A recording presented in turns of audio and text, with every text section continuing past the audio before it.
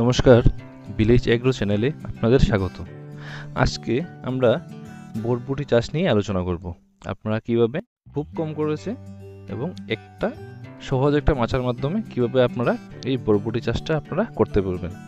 তো প্রথমেই দেখুন, আমরা বরবটি চাষের ক্ষেত্রে কিন্তু সেম বাঁশের খুঁটা, তারপর উপর দিকে দড়ি, তারপর দেখেন এইদিকে এই সুতো দিয়ে কিন্তু আমরা একটা, দুটা, তিনটা, নিচে একটা, চারটা, তারপর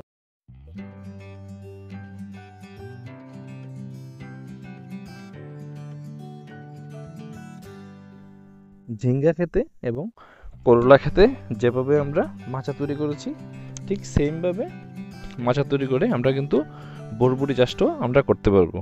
অর্থাৎ একই মাচা দিয়ে আমরা কিন্তু সব ধরনের লতা জাতীয় যে সবজিগুলো আছে ওইগুলো আমরা চাষ করতে পারি। তো দেখেন আমরা কিভাবে চাষ করছি।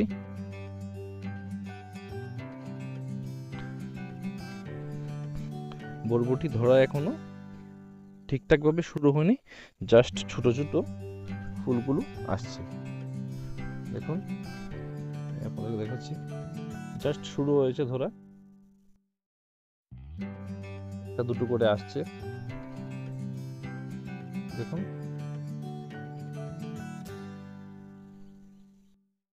জাস্ট ধরা শুরু হয়েছে।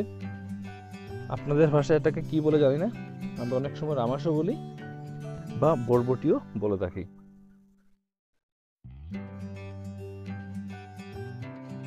দেখুন আমার গাছগুলো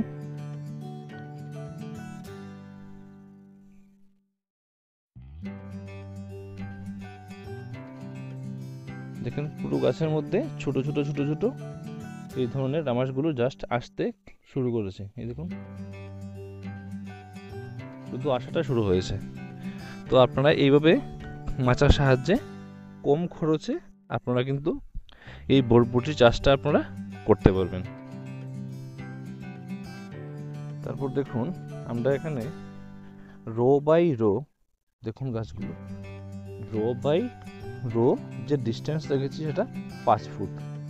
সেটা আপনাদের 5 ফুটই দিতে হবে এমন কোনো কথা নেই, যদি 6 থেকে 7 ফুট দেন তাহলে ভালো, আপনাদের পারতে একটু সুবিধা হবে। আমার এখানে কিছুটা একটু ঘন, দেখেন আমি হেঁটে হেঁটে আপনাদেরকে দেখাচ্ছি। বেশি ঘন হয়ে গেলে কিন্তু একটা ডগা আর একটার সঙ্গে মিক্স হয়ে যাবে, দুটোটা এদিকে এদিকে মিক্স হয়ে যাবে।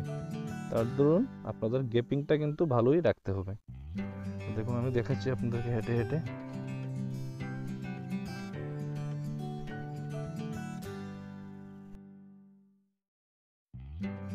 ধরা এখনো শুরু হয়নি, তাহলে হয়তো বা একটু ভালো দেখাতে পারতাম, কিন্তু এই দেখুন শুধু শুধু ছোটো ছোটো জাস্ট এগুলো ধরা শুরু হয়েছে এখন।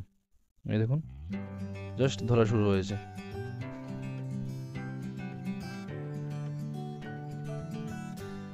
এই দেখুন, তো আপনারা কিন্তু খুব সহজে বরবটি চাষটা করতে পারবেন, কোনো পরিশ্রম নেই।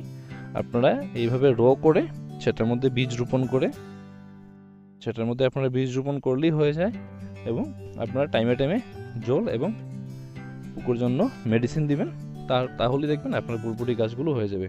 বরবটি চাষের ক্ষেত্রে তেমন কোনো সমস্যা হয় না, আপনারা ফাঙ্গিসাইড ইউজ করবেন। তাছাড়া বরবটির মধ্যে যখন ধরা শুরু হবে তখন আপনারা ছেদক যে পোকাগুলো আছে, ডগা ছেদক বলুন, আর এই রামেশের মধ্যে কিন্তু ভেদ করে কিছু পোকা আছে, এগুলো ঢুকে যায়। তো ওইগুলাকে দমন করার জন্য আপনারা ভলিউম ফ্লেক্সি অথবা টাম্প অর্থাৎ ইমামেকটিন বেনজোয়েট 5% এটা আপনারা ব্যবহার করতে পারবেন। তাহলে দেখবেন আপনার এই যে বরবটি পুকে খাওয়ার যে একটা সম্ভাবনা থাকে সেটা আর আপনাদের থাকবে না। দেখুন ছোট ছোট ছোট ছোট রামাসগুলো জাস্ট খালি বের হওয়া শুরু হয়েছে, এর মধ্যে একটা একটু বড় হয়ে গেছে। এই দেখুন,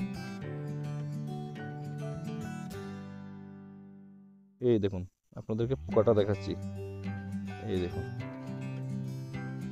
এই পোকাটার সমস্যা থাকে কিন্তু এই রামেশের মধ্যে। এই দেখুন,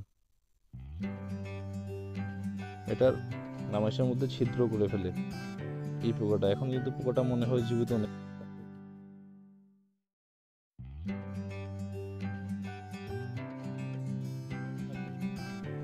সাইজিনটা কোম্পানি ইউজ করতে পারবেন।